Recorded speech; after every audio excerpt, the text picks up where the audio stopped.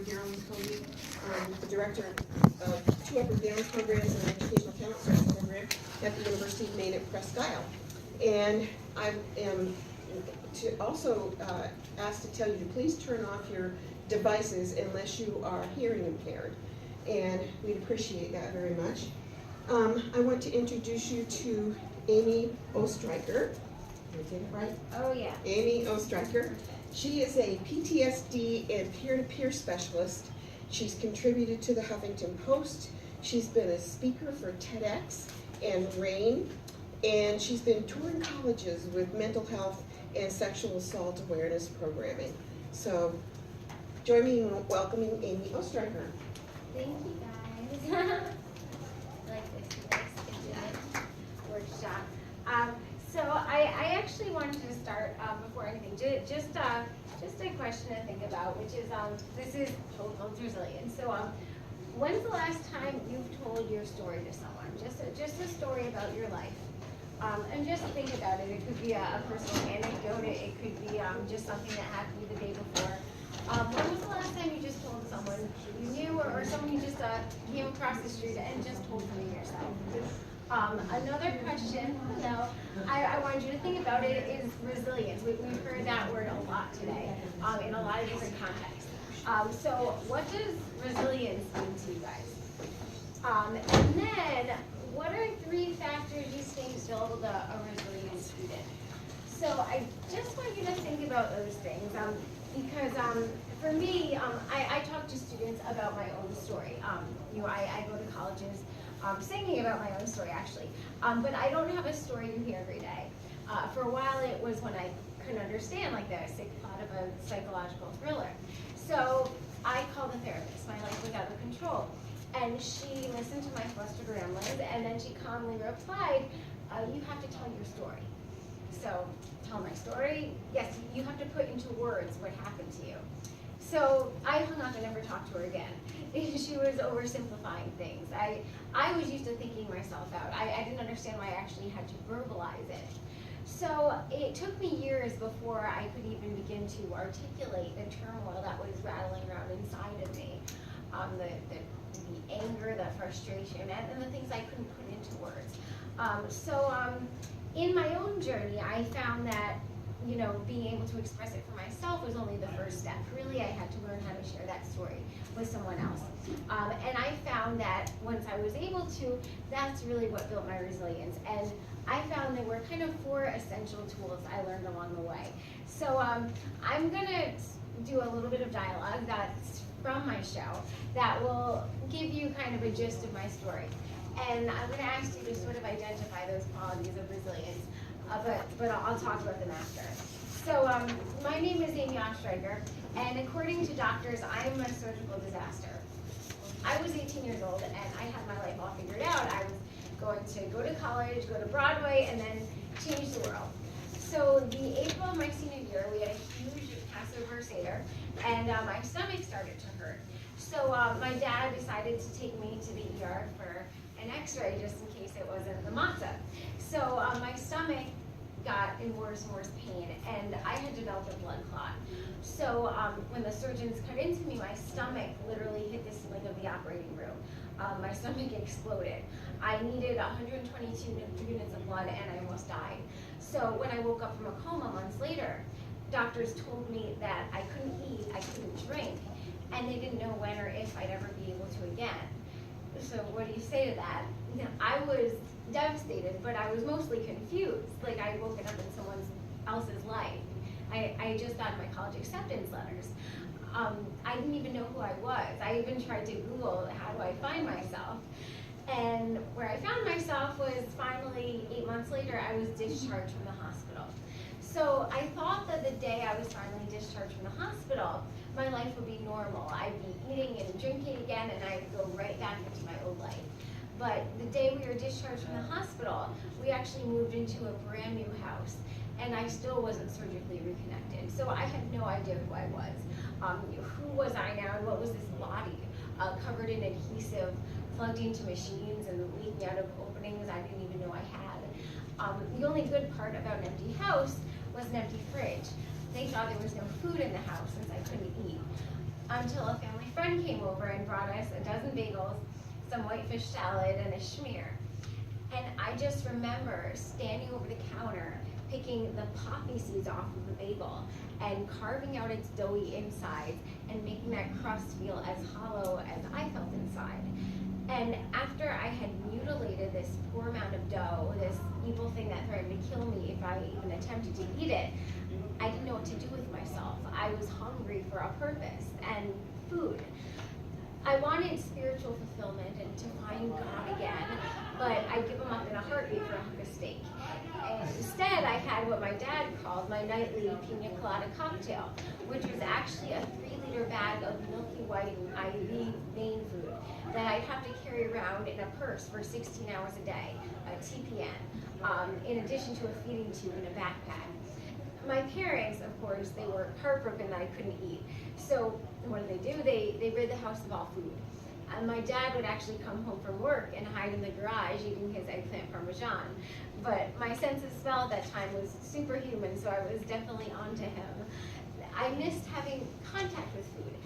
What people don't understand is that seeing food, smelling it, even playing with it, gave me some kind of vicarious satisfaction.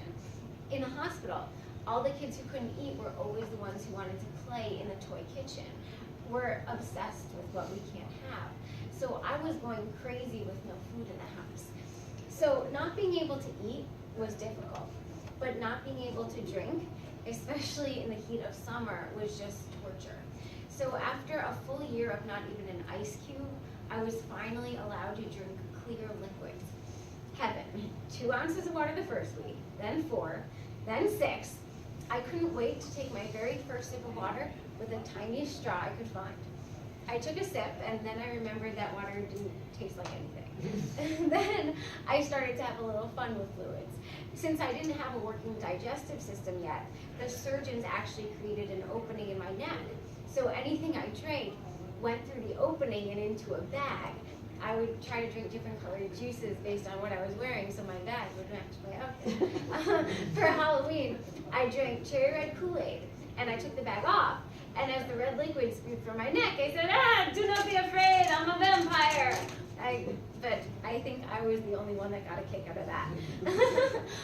All this time, I wasn't able to eat one thing. So day after day, month after month, year after year, I waited patiently. And it wasn't until 2 years after that that I was finally able to eat, thanks to a 19-hour surgery and 3 shifts of nurses and doctors. As I was recovering, every other person came up to me and said, oh, hey, I worked on you. I worked on you too. I'm a celebrity. But healing was not a straight path. Wounds opened, stitches burst loose, and I learned that no surgery is a guarantee. 27 surgeries later. So with every setback, we were back in the hospital. And every time I was back in the hospital, I started to get a bit more stir-crazy. After all, I still was 18. I was a stir-crazy teenager. Now, my loving, supportive parents slept in the ICU with me almost every night. So they were getting a little cooped up too. So we had to get out. So we decided one day to make a break for it and go shopping. The time was 3:35 p.m. on a Tuesday. The doctors had rounded, the nurses were filling their meds, the coast was finally clear to bust out of this joint. True story. We plotted our escape in the mess hall. Dad would keep a lookout while Mom and I headed towards the surface elevators, down to the lobby, out the back entrance, and we'd be free men. I was having a great time. I was finally free of my IV pole for an hour. I was dancing in the middle of the street, singing, I got no IVs to hold me down. I didn't understand why everyone was staring at me until my mom reminded me that I was still in my hospital gown. I didn't care. I raced down the street, turned a corner, and found myself face to face with Juanita, the social worker. Someone must have tipped her off. So we were kindly escorted back. And at nurse's report that night, there was a little announcement. Amy Ostreicher, blood draw, bandage changed, and please make sure that she and her family stay on the unit. You're not my mother. You can't give me a curfew. I know as an ICU patient, I just can't go traipsing about New York, but I was also a stir-crazy teenager. People are telling me I'll be surgically reconstructed soon and I'll eventually be able to eat and drink soon enough. Before you know it, time, patience, not today, but what about today? What about tomorrow and the day after tomorrow? I'm never getting to college. All I wanted to do was act. I studied, found the best teachers. What an idiot! I'm sick of being a patient, a science experiment. They call me a miracle. Really? What kind of miracle? People look at me like I'm a freak in a sideshow, and I have to put on a smile so they don't feel bad. So I'm so glad they don't feel bad. It makes everything so much better. I'm 26 and everyone treats me like a child. I can take care of myself. If I fall, I'll get up. Don't help me. Nobody has any answers, not even the doctors. I thought my parents knew everything. They can't even help me. This sucks. I wish I was. They say that everything happens for a reason, but that's not always true. Sometimes you have to make it happen. I still think of my old life sometimes and I miss it. I miss the simplicity. I look back at old photographs and I see the joy and innocence that was in my eyes. And I know I can't be 13 again. I can only be the best 28 I can. But I still do wonder what my life would have been like if this had never happened. This is not the life I planned for myself, but does anyone's life ever work out exactly how they planned? Now I know that my goal in life is to still be the same performer I always wanted to be when I was 13, but with an even greater gift to give, a story to tell. And that's a little bit of my story, very pieced together from a 70-minute musical. But I wanted to, here we go. I don't even know if you can see these slides very well, but I wanted to talk to you on a serious note. You know, I wrote a musical about my life. It's called Gutless and Grateful. But it's about a serious issue. It's about post-traumatic stress disorder and how that affected me. And what was really empowering for me was that I had been through all of this and I was discharged from the hospital and I really didn't have a roadmap. I didn't have any knowledge of what was happening to me, what was happening to my mind as I was dealing with all this. But once I really started to understand what PTSD was and how it affects people, I realized I wasn't crazy. And once I realized what the symptoms were, I was actually able to find my own roadmap in it. So I do want to talk to you a little bit about PTSD. So if you can see, I'm nearsighted, so I might not be able to see anything. But when, like I said in the monologues, when I got discharged from the hospital, I thought, you know, I'm physically on my way, I'll be happy and healthy and normal. But what I didn't expect was what would happen to my mind. Post-traumatic stress. I dreamed that, you know, I was sad that I could never get my own body back. But I had never really heard even what a trauma was. So I didn't know that something so physical could cause so much internal disease and disorder. So post-traumatic stress, the definition is something that occurs outside the range of normal human experience. A student has to experience a traumatic event that he or she perceives to be a threat outside of their personal sense of self. It can be a childhood trauma, it can be sexual assault, a medical trauma, natural disasters. So not only had I woken up into a new body, but now I had this mind that was troubled with these anxious thoughts and associations and memories. So I was just overwhelmed with all this confusion. So I used the best resource I thought of, which was a search engine. I found NAMI, which is the National Alliance of Mental Illness. So I learned that, you know, about 8% of people with PTSD have reported in some of their lives, and the rates of PTSD in college students are not often reported. I think mostly because people don't understand it's a thing. This is one of the first things I thought. You know what, let me go through the symptoms first. So these are the common symptoms. Intrusive memories. So gaining back my physical health, I was totally unprepared for flashbacks and images and memories that I thought I had repressed. So people always ask me what the very first thing I ate was when I was surgically hooked back up to eat. And I was really excited to dig into all my favorite foods like Chinese food and French fries. So I'll never forget the first time I had a French fry. I thought, okay, I'll be happy and life will feel normal. What I didn't realize was once I was surgically reconstructed, instead of feeling normal, I was just jolted back to life with every kind of emotion I thought I had repressed. So now I learned that the French fry was my trigger because it triggered these kind of pleasurable, happy memories in my body. All of a sudden, I was triggered back to another time in my life when my body had felt pleasure and I hadn't wanted it to. So as you saw in the program description, this is also about sexual assault. And the reason why I didn't bring that up till now is I was sexually assaulted before my coma, and it was something that I wasn't even thinking about when I woke up because I was so numb. But now all of a sudden, food and any kind of way to access my emotions was just this big trigger to feel all of these traumatic memories of my past. So I struggled a lot with intrusive memories. So all of a sudden, once I could eat, not only was I dealing with mourning my losses of a life completely changed overnight and a new body and new circumstances, now all of a sudden I was remembering sexual abuse and had no idea how to put these two kind of pieces together. So the second thing was avoidance. That was sort of my response to the intrusive memories. When I started to feel these really scary memories at any given time, I felt like I had to avoid any stimulant that would make me feel at all. So nothing felt safe. I remember just running around a lot saying, I don't feel safe, I don't feel safe. And no one really knew what that meant, and I wasn't really sure what that meant either. So I lived my life like I was constantly running or fleeing. And I spent years just locked in my room, just journaling for hours because I was so scared of just anything around me. When I was unable to eat, this was like my survival mechanism. I had to sort of barricade myself from the outside world because, you go in the outside world, you see someone with a water bottle, you see a pizza, and it was traumatic. That was a death threat to me. So I had to live my life very numbly as a survival skill.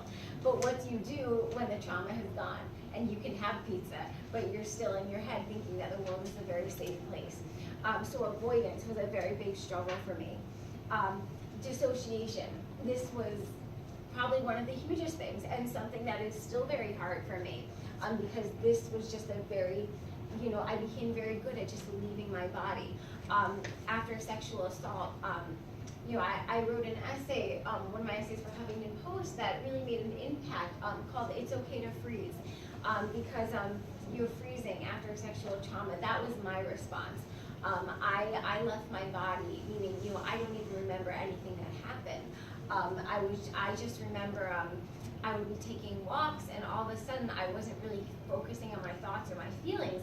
I was just very focused on my feet moving. It's like all I wanted to do was not think. So dissociation, that was one of the ways I dissociated. And then when I couldn't eat, obviously to try to repress hunger and all these circumstances, I was, my visual is just floating above myself. I walked around almost like a zombie, just pacing around hallways and in circles, anything to keep my feet moving rather than my thoughts. And that's how I could avoid what I really wanted to avoid was feeling grief. And then what this all amounted to is just a huge amount of hypervigilance. So being startled very quickly, staying on my body and disassociating, that's how I coped with my anxiety. So I was just tormented by these memories, which really for me, they felt like real and present dangers. And so if I couldn't, fidget or find some way to numb out, I would just panic. And that energy would turn into energy that was anger misdirected at others, misdirected at myself, and energy manifested in all the wrong places. So it's a pretty overwhelming set of symptoms, and as you can see, some of these symptoms were controlling my life. This is actually a list of from an old journal entry of kind of rules I made for myself from all these symptoms. If I don't keep moving, I'll feel awful emotions. I can't pause to look at anything. If I do, I'll remember awful things. I must keep doing, and I must always know what I'm doing. I get a nervous feeling inside if I'm in a small space. When my body feels pain, I'm in surgery. If I can't stop moving, I'll drown. If I go outside, I'll feel too much and it will hurt. and how this affects students. There's a total lack of concentration, flashback sensitivity, and I know for me it was very hard for anyone else to really understand what was going on.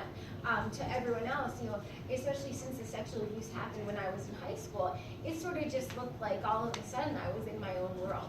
And I didn't have the words to really reach out or tell anyone what I was struggling with.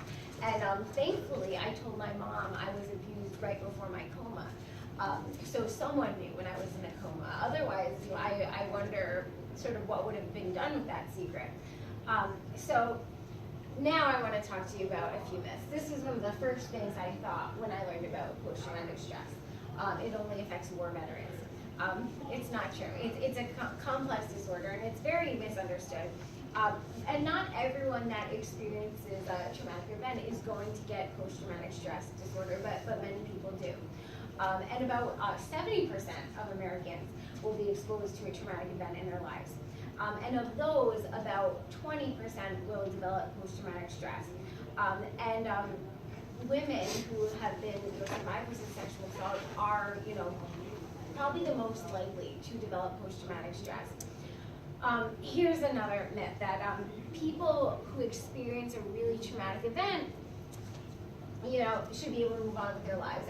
And the truth is, I'm sure, as you know, that they go through an adjustment period.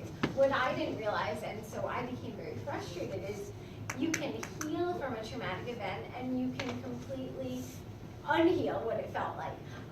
Healing really came in layers for me. Research actually suggests that a traumatic event can actually disrupt your brain chemistry. It actually changes your brain rewiring. And how I started to look at it is I thought of trauma as a vortex.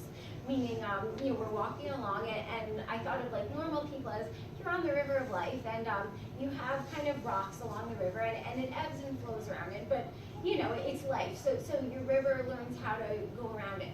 But what a trauma actually does is it's actually kind of a cyclone in the middle of the river. So all of a sudden, the energy of the river will actually just drown in that vortex. So the river of life keeps moving, but you are in this kind of vortex so estranged from the outside world.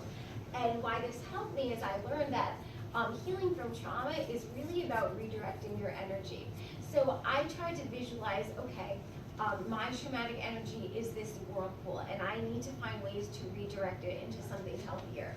And when I thought of all of this traumatic energy as just energy, not fear, not anxiety, not failure, that's what really empowered me to start to want to do something with it. And this is another one too. People who suffer from PTSD right after they experience it. This was sort of true for me, because when I was sexually assaulted, I froze, but the symptoms didn't really start getting severe until months later. The anxiety, the hypervigilance, all those symptoms really appeared in layers for me. Some symptoms may not occur for a year. I know for me, once I started to eat, that's when a lot of traumatic memories really started to surface for me. So why is it important to understand trauma? Obviously, creating empathy between students definitely leads to a stronger student body. So for me, I know that if I had someone who understood trauma and was able to reach out to me, that would have made it so much easier. I think of students as sort of like the water that yields between the cracks. There is no way as faculty members, we can get to every student body and reach out to everyone, but that's why I'm such a big advocate of peer-run health organizations and peer-to-peer counseling, because I really feel like informing the student body about post-traumatic stress, what the symptoms are, so they at least have that awareness. It builds the kind of compassion. It really drives a college ethos towards inclusion, which I think is so important. Especially, this month is Sexual Assault Awareness Month, and the theme for this year is Prevention is Possible. And so I know a lot of colleges, they're doing bystander prevention trainings and talking about consent. I believe one of the best things we can do is talk to people about what post-traumatic stress disorder is. how in a trauma you can actually freeze and look like you're not really feeling anything. I know, when I've talked to students about what they think bystander prevention is and what consent is, a lot of them, when I talk about my situation, I was 17 when I was sexually abused. So a question I even got asked by a therapist is, well, were you in love with your voice teacher? And so I thought to myself, oh, I was 17, maybe they're right. I guess I should have known better. My friends would have done differently. But then when I understood that in trauma, the freeze response, you can really just leave your body and not even be here to see what's happening, it could have really looked like complacency when really my body was protecting myself.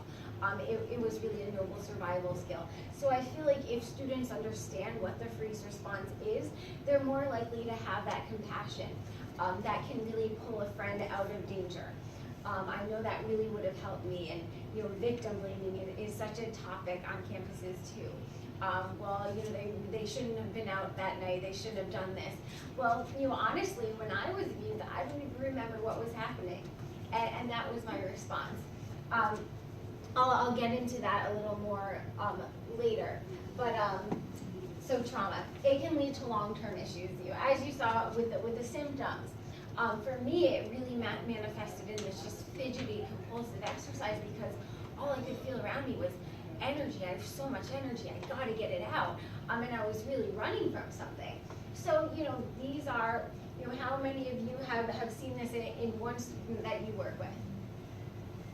We have, chronic health conditions, substance abuse, eating disorders, criminal justice involvement, psychological responses to stress, they're really well documented. A big thing with me is, many people kind of theorize that keeping a secret inside about this abuse for months, obviously, if you keep a secret inside about abuse, it doesn't necessarily mean your stomach explodes. But I did always feel this kind of pain in my stomach when I was holding that secret in. Whether it was some kind of stress ulcer or something that helped precipitate that. There's been well-documented proof. There's actually a great book with a great title called Why Zebras Don't Get Ulcers. And that book is written by a doctor about how in trauma, animals are traumatized all the time in the wild, but their response is they play dead. So it's this frozen energy that they're trying to discharge. And so animals, if a gazelle is attacked in the wild, you'll see it will play dead, it will freeze, like we freeze in trauma, but the difference is the gazelle will just keep leaping and leaping and leaping until all of that energy is discharged, and then it will just go back and lead its normal life and be a gazelle. The difference between us and animals is we have a cerebral cortex. So we are frozen, and because we think about it, we traumatize ourselves. So what we need to do, and this was actually a book called Waking the Tiger by Peter Levine. Please read that book for anyone. It will, it's written in a very easy to understand tone, and it liberated me once I read about it. But he started looking at all this therapy in the 80s for trauma. And all this talk therapy, and he thought, we're just kind of re-traumatizing people. Nothing's really happening. And then he started watching movements of animals. And one video that I've seen on his site is polar bears. They're tranquilized, and when after they've been tranquilized, they shake for hours and naturally discharge that energy. And once they just shake for hours, then they're fine, and their homeostasis is restored, and they just live their normal lives. And that's something, when you see these long-term issues like substance abuse. For me, it was the compulsive exercise. What I learned was that was my way of kind of using my animal instincts and finding some way to get that energy out. But obviously, it was taken out on myself. So what Peter Levine started is, he started, has anyone heard of somatic experiencing? His website is somatic, I have all these resources, but he started the somatic experiencing institute, where it's really healing from trauma. Is he feels that trauma memories lie in the body. So he focuses on really felt sensations. And in being able to be with those felt sensations, that's how you can start to be comfortable in your body and allow yourself a safe container to feel those emotions. So that really helped me. And I will get into that a little more later too. So PTSD and the student body. Poor concentration and intrusive thoughts. I mean, talk about how sexual abuse trauma affected me in high school. I couldn't even concentrate on my classes. Apparently, people told me that I just got up and just left for classes and walked around, and I don't even remember that. I was so dissociated. And I think back then, what really could have helped me. If someone even just asked, how are you doing? Or given a chance to just puncture that kind of numb kind of displacement from the outside world. And when students and instructors have the same goals, creating the best learning environment as possible.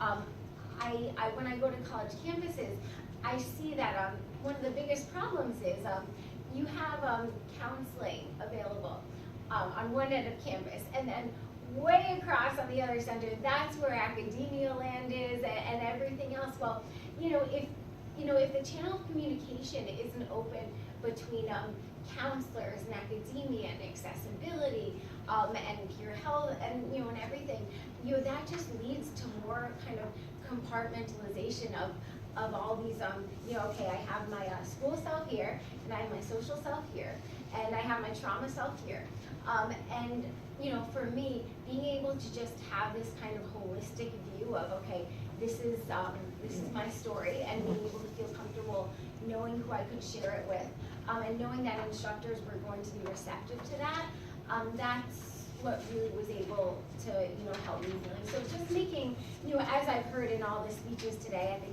keynote, how wonderful Upward Bound is and how nurturing it is. I wish that I had something like that when I was going through this. My life changed a lot when my stomach exploded 10 full years ago. And PTSD is something that I'll always struggle with because these traumas did happen to me. But a big part was accepting that it did happen. The way to cope is, the PTSD term is self-soothing. So to live, these are some student challenges, as well besides trauma, and the same applies. But to live a healthy, thriving life, I actually learned resilience in some really essential mindsets, and this is what I talk to students about. I go to colleges, I do my show, which is the story of my life, and then I talk about the 4 skills of resilience that I talked to at the beginning. So the first thing was, and I will get to that slide, and I always tell